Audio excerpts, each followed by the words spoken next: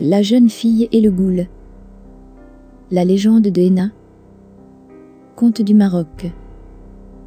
Dans un village du Maroc, tout près d'une grande et profonde forêt de chênes-lièges, vivaient Henna et sa famille.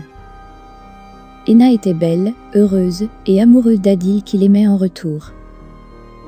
Lorsque celui-ci dut se rendre dans un village lointain pour apprendre le Coran, il promit de l'épouser dès son retour. Un jour, les filles du village se rassemblèrent pour aller ramasser du bois dans la forêt. La mère de Henna refusa de laisser sa fille sortir de la maison avant le retour de son fiancé. Les filles insistèrent en voyant Henna en sanglots. Sa mère accepta de la laisser sortir, sans oublier de lui donner des conseils et de la mettre en garde contre les dangers de la forêt à la tombée de la nuit. Il faisait très beau ce jour-là, et dans la journée personne n'avait peur de la forêt. Les filles commencèrent à rassembler des branches mortes en chantant. Alors qu'elles ramassaient du bois, l'une d'entre elles trouva un collier. Une deuxième trouva un bracelet. Une troisième trouva une bague. Henna trouva quant à elle un tison en or. Elle accrocha le tison à son ballot, mais il tomba. Elle le ramassa et l'accrocha à sa ceinture, mais il tomba de nouveau. Elle tentait désespérément de le ranger, mais il tombait à chaque fois. À travers la forêt, ses amis prenaient de l'avance et s'éloignaient d'elle petit à petit. En fin d'après-midi, une fois les fagots de brindilles ficelés, toutes les filles se préparaient à reprendre le chemin du village. Mais Henna n'arrivait pas à lier ses fagots et ne pouvait pas les rejoindre.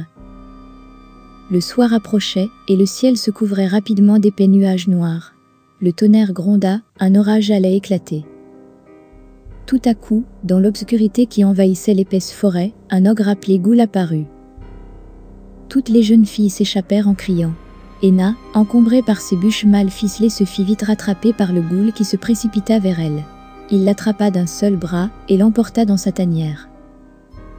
Un jour, Adil revint de son voyage. On lui raconta que Henna était morte et on lui montra une fausse tombe en jurant que c'était là, la tombe de Henna. Adil prit alors l'habitude de s'asseoir au bord de la tombe et de lire le Coran. Un jour, une vieille femme qui faisait paître ses vaches laissa s'échapper l'une d'entre elles qui alla piétiner la tombe. Adil lança une pierre pour faire fuir la vache. C'est à ce moment que la vieille femme lui annonça que ce qu'il protégeait n'était pas la tombe de sa fiancée, mais seulement un morceau de pierre caché sous la terre.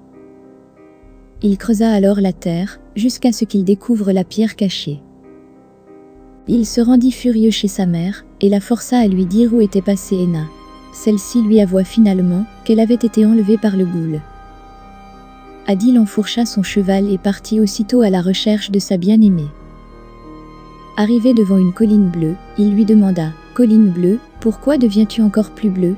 C'est parce que Henna est passée par ici. » Arrivé devant une colline verte, il lui demanda « Colline verte, pourquoi deviens-tu encore plus verte ? C'est parce que Henna est passée par ici. » Arrivé devant une colline orange, il lui demanda « Colline orange, pourquoi deviens-tu encore plus orange ?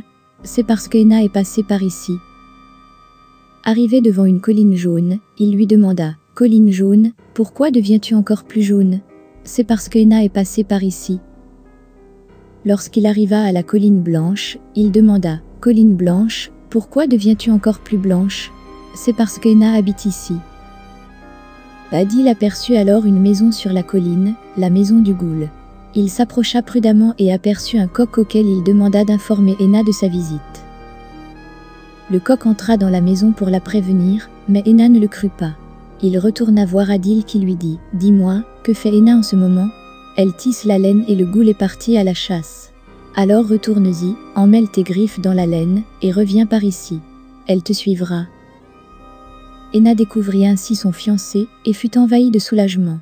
Cependant, elle lui dit tristement « Tu as pris tant de risques, mais le goule revient bientôt. Tu dois te cacher. » Elle cacha alors Adil dans un cellier. Lorsque le goule arriva, il renifla et dit à Henna « Henna, traîtresse, l'odeur de l'intrus est dans ma maison. Il n'y a ni intrus ni personne. Voici mes cheveux, prends-les et allons nous coucher. » Le goule avait l'habitude de s'endormir en tenant la longue chevelure de Henna dans son épaisse main velue pour l'empêcher de s'échapper pendant son sommeil. Alors qu'il dormait profondément, Adil sortit de sa cachette pour délivrer Henna. D'un coup de couteau, il coupa les cheveux qui retenaient Henna prisonnière. Ainsi délivrée, Henna se précipita pour jeter du sel sur tous les ustensiles magiques de la maison qui pourraient prévenir le ghoul de sa fuite, mais elle oublia d'en mettre sur le pilon. Alors qu'elle s'installait sur le cheval de son fiancé, qui les attendait dehors, le pilon se mit à crier « Tam Tam », la tête qui ne s'éveille pas, « Tam Tam », Henna s'est enfuie. L'ogre se réveilla brusquement et les poursuivit en vain, jusqu'à l'épuisement. Résigné, il leur lança alors « Si vous voyez deux corbeaux qui s'entretuent, ne les séparez pas. Si vous voyez deux montagnes qui s'accrochent, ne passez pas entre elles. » Mais Adil passa outre les recommandations du ghoul. Il passa tout de même entre les deux montagnes, et il perdit alors son cheval. Lorsqu'il sépara les deux corbeaux, il fut dévoré par l'un d'eux, et se transforma lui-même en corbeau, tandis que Henna fut transformée en chienne. Elle fut alors adoptée par une famille de chasseurs, qui vivait dans une maison non loin de là. Tous les soirs, Adil sous forme de corbeau venait prendre des nouvelles de sa bien-aimée. « Henna, oh Henna, de quoi dînes-tu ce soir ? Mon dîner est de dormir avec les chiennes. Quelle tristesse !»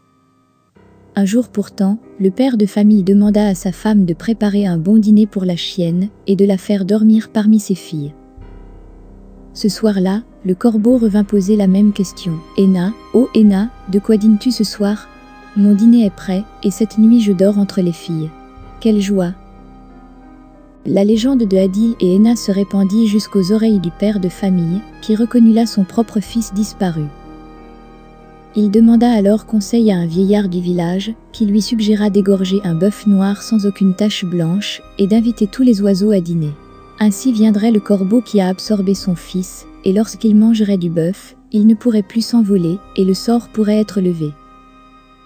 Le père égorgea le bœuf, comme on le lui avait conseillé, et invita tous les oiseaux à dîner. Lorsque le corbeau arriva à son tour, et mangea parmi eux, il ne put s'envoler. Le père lui demanda alors « Rends-moi mon fils. Je te le rendrai aveugle. Rends-moi mon fils, comme tu l'as pris. Je te le rendrai boiteux. Rends-moi mon fils, comme tu l'as pris. » Enfin le corbeau se résigna à libérer Adil sain et sauf comme le désirait son père. Lorsqu'Adil revint auprès de sa famille, il leur annonça qu'il voulait épouser la chienne. Dans l'enthousiasme des retrouvailles, personne ne put le contrarier. Il emmena alors la chienne au bain et lui demanda de retirer sa peau. Henna reprit soudain sa forme humaine et leur mariage fut célébré durant 7 jours et 7 nuits. Fin.